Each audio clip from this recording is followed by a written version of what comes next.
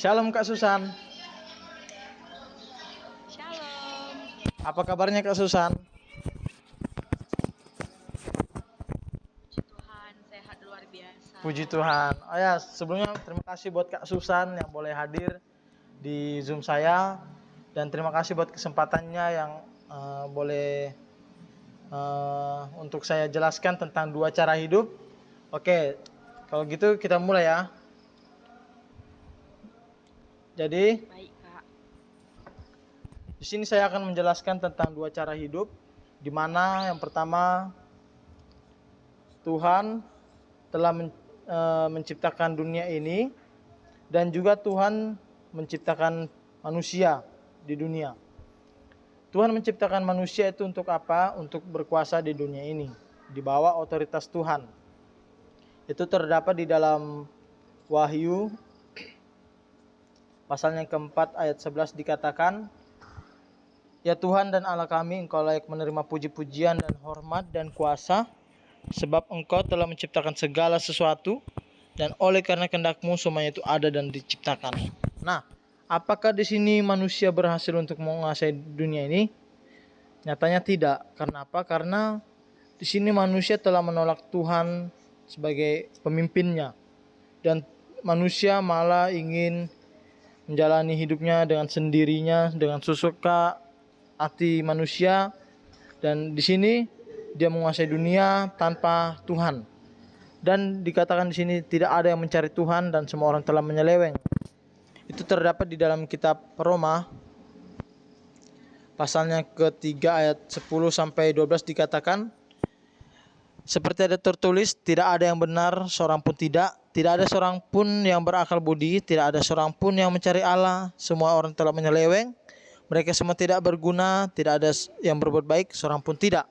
Nah, tetapi di sini Tuhan sangat mengasihi manusia, karena Tuhan sangat mengasihi manusia, dan Dia tidak mau manusia memberontak begitu saja.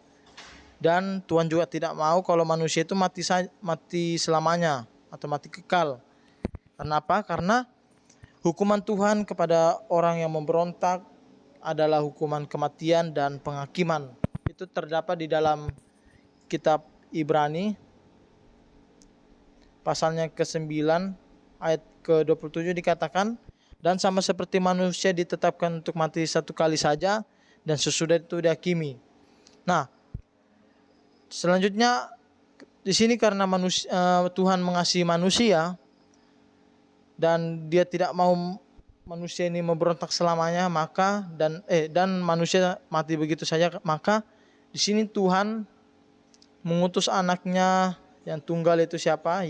Yaitu Yesus Kristus ke dunia ini.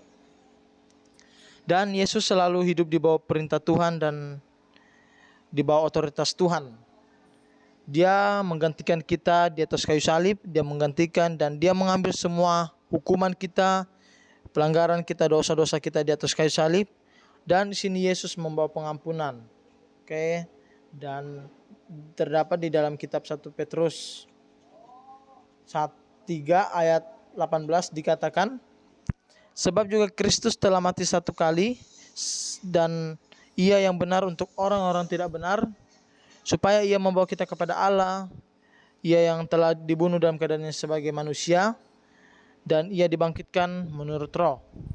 Nah, apakah Yesus ini mati sampai di situ saja?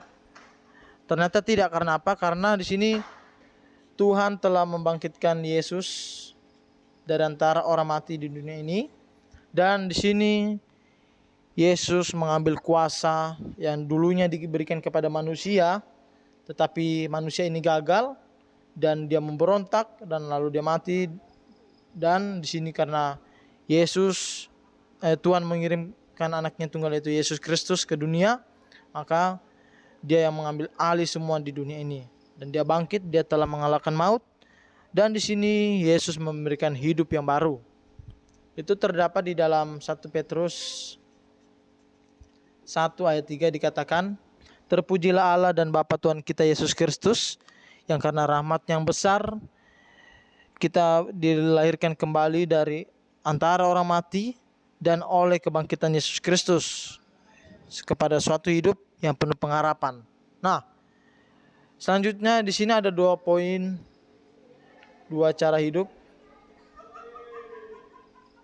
di mana yang pertama, apakah kita masih mengikuti jalannya manusia yang menolak Tuhan dan jauh dari Tuhan, hasilnya adalah kematian.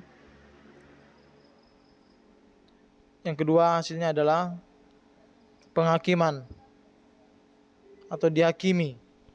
Yang kedua, apakah kita memilih jalannya Yesus, mengikuti Yesus sebagai Tuhan, dan hasilnya adalah kita diberikan hidup yang baru. Yang kedua, kita akan diberikan hidup yang kekal. Ini terdapat di dalam kitab Yohanes pasalnya ketiga ayat 36 dikatakan, barang siapa percaya kepada anak, ia beroleh hidup yang kekal. Tetapi barang siapa tidak taat kepada anak, ia tidak akan melihat hidup, melainkan murka Allah tetap ada di atasnya. Nah, jadi saya mau bertanya dengan Kak Susan. Jadi di sini Kak Susan pilih yang mana? Apakah ikut jalannya manusia dan hasilnya ada kematian dan penghakiman, atau Kak Susan memilih mengikuti jalan Yesus yang hasilnya kita diberikan hidup yang baru dan hidup yang kekal? Jadi Kak Susan pilih yang mana, Kak? Ya, pasti saya memilih jalan Yesus ya. Oh, jalan Yesus. Ya, yang kedua ini ya. Jadi waktu Kak Susan memilih yang kedua ini, ada 3 caranya, Kak. Yang pertama, kita berdoa dengan Tuhan. Kita meminta pengampunan dari Tuhan. Oke, saya akan memimpin kita dalam doa. Bapak, terima kasih buat hari ini.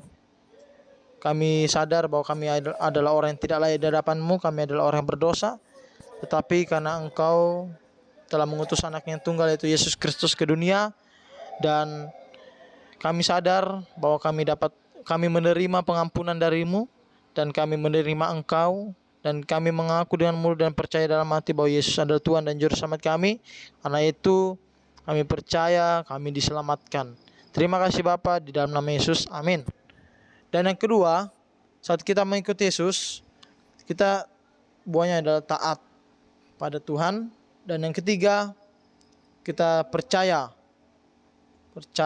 dengan janji-janjinya, yaitu apa? Kita akan diberikan hidup yang baru dan hidup yang kekal.